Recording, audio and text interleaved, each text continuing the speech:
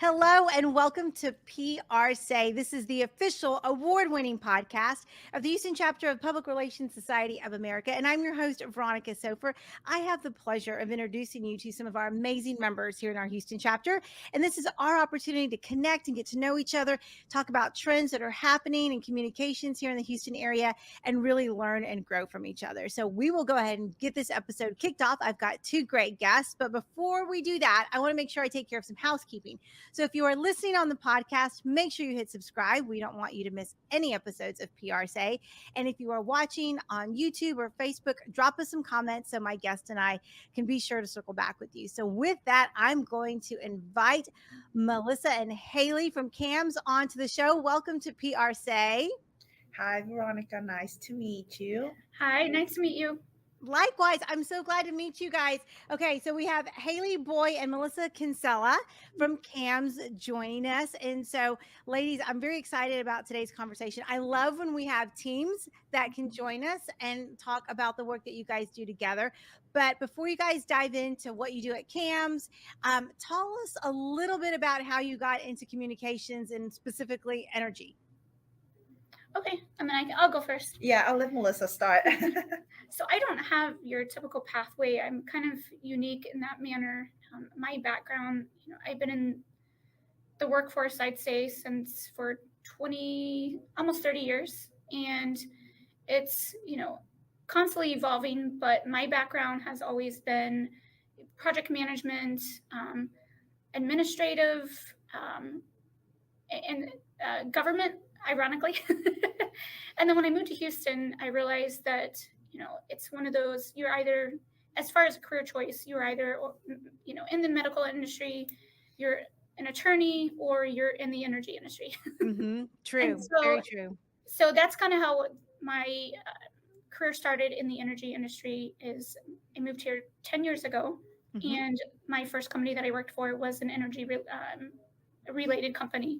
And basically that evolved into the role that I currently have. And so just every role that I've had since I've moved to Houston has been unique in its own way. I kind of wear many hats. In my current role, I actually do administrative aspect, but also the marketing communications aspect. And it was a very unique opportunity, and I was very drawn to it when they proposed it to me. So that's exciting. Yeah, I love it. It's definitely not traditional. So but our members come from all walks and all spaces and all sectors. So that's very cool. And Hailey, what about you? How'd you get started in the business? So my story is kind of long, but I'm going to keep it shorter because so I was born in Vietnam. Mm-hmm. So originally come from Vietnam.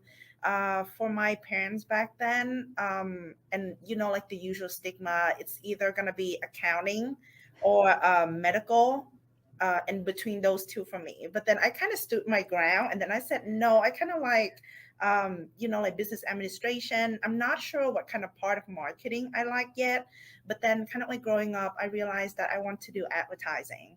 So I got a chance to come to the United States and study, and graduated from U of H in advertising. Mm-hmm. That's when I started to work with different marketing agency, and I started with B2B industry. So mm-hmm. I have a lot of different clients in different backgrounds in terms of like construction, manufacturing, and I started there.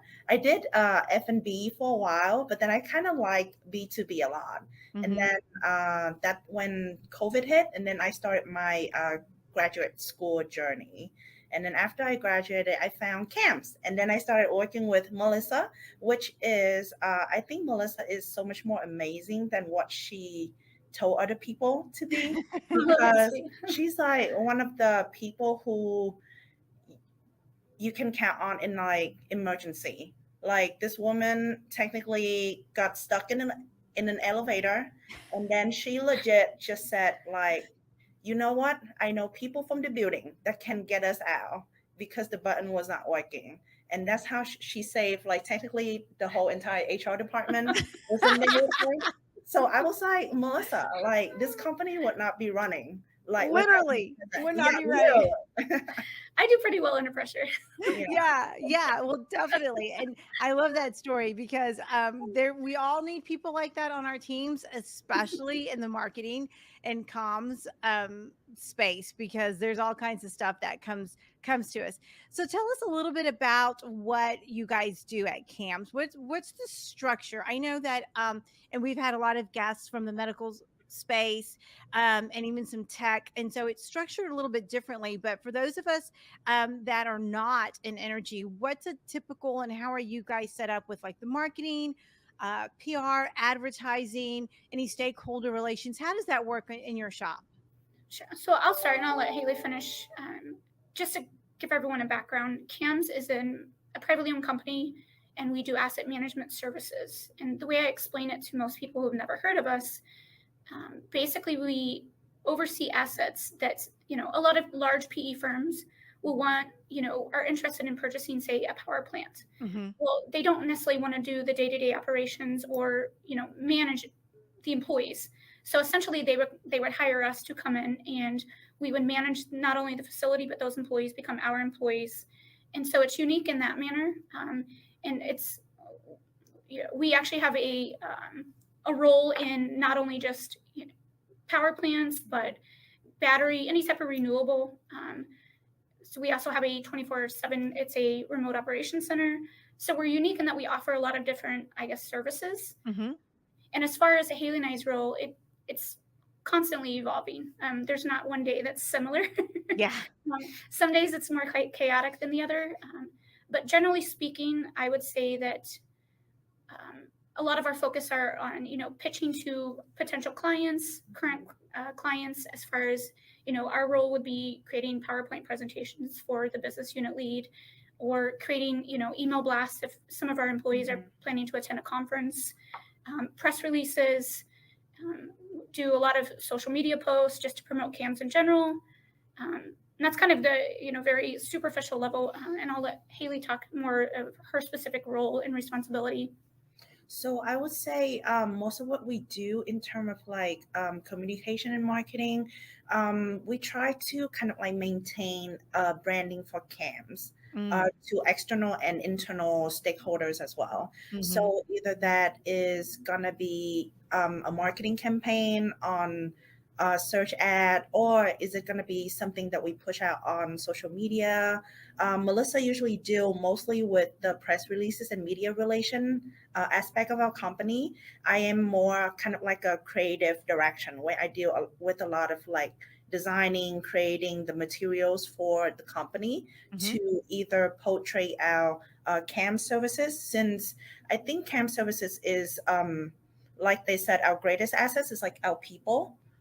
So we offer a lot of niche and like various services in terms of like energy operations and facility. So it's kind of like you have to find like the perfect space in between of like promoting the company services, but also figure out what your target audience kind of like listening to and want in terms of like where are they heading to, conference wise, webinars, kind of like what the people in the industry are looking for or our target audience are looking at. Yeah. And we don't have one specific target audience because we do offer so many different services.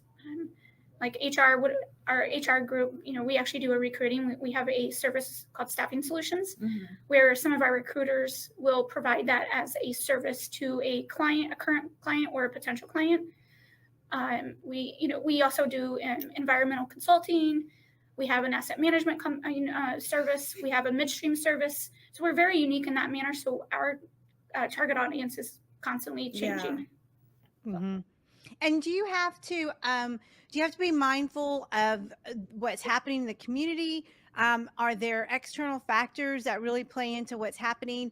I know, people talk about, global type energy issues or local issues, but is in your role, do you have to also get down to that micro level, or do you guys really work at that big macro level when it comes to those kinds of big issues? Sure. I'd say both. We do have a lot of facilities throughout the U.S. and, we have to be very cognizant of, there's potential for, some type of, God forbid, a crisis at one of the power plants, excuse me. So it changes. So I would definitely say both. Mm-hmm. Yeah, in terms of like from what I'm seeing, we try to keep up with the energy trends happening in the market. So for example, we are in kind of like a current transitions to like renewables energy. Mm-hmm. So and that is where kind of like the company also wanted to focus on this year, is to expand the group that we currently have. The amazing folks that they currently dealing with, like, solar, wind, kind of like facility, and to kind of like emphasize the service on that end. Or sometime me and Melissa have to work on kind of like what can we bring to the table in terms of like exposure for the group, so that maybe they can go to kind of like this and that conference and speak at those conferences, or we have to apply for like the industry awards to showcase our abilities or our achievement. Or recently, I think like one of our remote operation center, they did kind of like a very good case study in terms of like where they were able to manage kind of like zero downtime for one of the facility with completely remotely, with just our people power. So we thought that would be like one of the interesting case study to bring out to like the audience. And that focuses on, there was zero downtime for 48 hours with the remote operations center with this current freeze that Houston had. Sure. So that's something that we're very proud of. And another thing to add on to what Hailey had already said is there's a huge focus in our company for the ESG initiative. It's the environmental social governance, and we implemented it a few years ago, and we currently do a quarterly newsletter and an annual report. So there's a lot of focus on community aspect, volunteering, donations, and so forth. But there's also, a larger scale that we, focus on environmentally and the governance. So. Yeah. And that's strategic. And how do you strategically put that into your daily workload? Because you're right, you have to be considerate. I like, Hailey, how you talked about the different stakeholders. I mean, there's stakeholders at all levels, but you also have to maintain your brand identity, and you also have to make sure that you're aligned to your strategic goals and initiatives. How do you guys make sure that happens, at least in the work that you're doing on a day-to-day basis? Because my guess is that's a lot more complicated than it might be for maybe a tech company or a medical company, or maybe even a governmental entity. Yeah, I mean, I think it's constantly, and I can speak for myself, it's constantly in the back of my mind, just, because we've worked really hard in the last few years to ensure that we have the same, message being conveyed and all of our, online presence, or, any type of presentations that we create. It's always in the back of our mind to ensure that we're, adhering to those, because we have worked very hard in getting to that point. Yeah. Yeah. Well, that's exciting. And I'm so glad you guys can work together as a team and doing all of that. Do you have a larger team, or are you a 2-person shop? How are you set up? We technically have another individual. However, he's finishing up his degree, so he's only here part-time. Gotcha. For the most part, Yeah, well, it sounds like you guys do a lot for a small team. So what a mighty hefty lift. Well, ladies, I've enjoyed talking to you and learning about what you're doing over at CAMS. I'm fascinated by how you guys can incorporate the marketing and advertising aspects into your role there, especially in the energy space. So Melissa and Hailey, how can people connect with you? We know that we've got in-person events for our members, but not everybody can get to them all the time. So if people want to connect with you, how can they do that? You can go ahead. Oh, so I am currently a member of PRSA, so you will probably see me at some or most of the event of PRSA this year. And I'm trying to drag Melissa whenever I can. Great. But yeah, if I'm more than willing to connect with people, with like young professional out there who have like the similar background to me, or just simply for the purpose of connecting. I'm on LinkedIn under the name Hailey Boy, so you can find me on there. Great. And we'll make sure the link is in the show notes for sure. What about you, Melissa? And one of my goals this year is to attend more meetings in the future. We attended one at the end of the year in 2023. So that's one of the goals, is to be, more of a, in-person role versus more so, online. So I'm open to anything. my email, phone number, and or LinkedIn is perfectly fine with me as well. Great. That's awesome. Well, we look forward to seeing you guys at more events. I'm so glad we had an opportunity to talk. I love learning new things that are happening with our members, especially in the Houston area. And I just appreciate your time. Well, thank you. Thank you so much. This was great. Yes. Yeah. You bet. You bet. All right. With that, we're going to wrap up this episode of PRSay, the award-winning podcast for the Houston chapter of Public Relations Society of America. I'm your host and sponsor, Veronica Sofer, and I'm glad we all got an opportunity to talk to Hailey and Melissa over at CAMS. So be sure to check them out. Their contact information is in the show notes. If you are listening on the podcast, make sure you hit subscribe. And if you are watching on YouTube or Facebook, drop us some comments so we can connect. And with that, we will see you in our next